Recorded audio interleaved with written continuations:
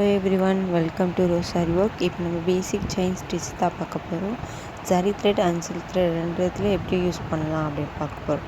சரி த்ரெட்டில் வந்து நான் A1 மம்தா எடுத்திருக்கேன். நீங்கள் வந்து டயலஜி கூட யூஸ் பண்ணிக்கலாம்.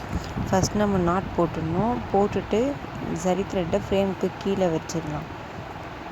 இது மாதிரி டைட்டாக பிடிச்சிக்கோங்க. பிடிச்சிட்டு ஃப்ரேமுக்கு கீழே த்ரெட்டு கொண்டு போய் வச்சிடலாம்.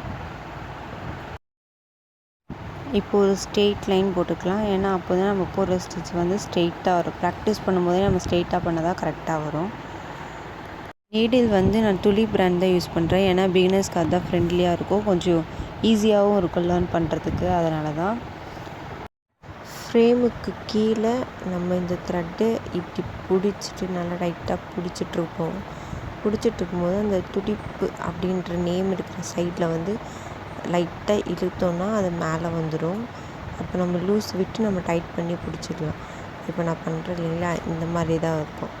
இப்போ பாருங்கள், நான் ஃபஸ்ட்டு கீழே குத்திட்டு த்ரெட்டை மேலே இழுக்கிறேன், வந்துடுச்சு. இப்போ வந்து கீழே லைட்டாக இழுத்தோன்னே ஸ்டிச்சஸ் குட்டியாகிடும். நம்மளுக்கு எவ்வளோ வேணுமோ அவ்வளோ நம்ம குட்டியாகவோ பெருசாக எப்படி வேணாலும் போட்டுக்கலாம். அதே மாதிரி கீழே குத்தி எடுக்கும்போது லைட்டாக ரைட்டில் ரொட்டேட் பண்ணி எடுங்க. திரும்பவும் பண்ணுறேன் பாருங்கள். த்ரெட்டு கீழேருந்து எடுத்து லைட்டாக ரொட்டேட் பண்ணி எடுக்கிறோம். மறுபடியும் கீழே இழுத்தோன்னா குட்டி ஆகிடும். இப்போ ஒரு ஸ்டிச் போட்டுட்டு மேலே எடுக்கும்போது லைட்டாக ரொட்டேட் பண்ணி எடுங்க. துளிப்புன்ற நேம் இருக்கிற இடத்துல நம்பர் வந்துட்டு அப்ரூவ் போகணும். அந்த மாதிரி லைட்டாக ரொட்டேட் பண்ணி எடுக்கணும். அது மாதிரி இந்த மாதிரி ஸ்ட்ரெயிட் லைனில் நிறைய போட்டு ப்ராக்டிஸ் பண்ணிக்கோங்க. தேங்க்யூ.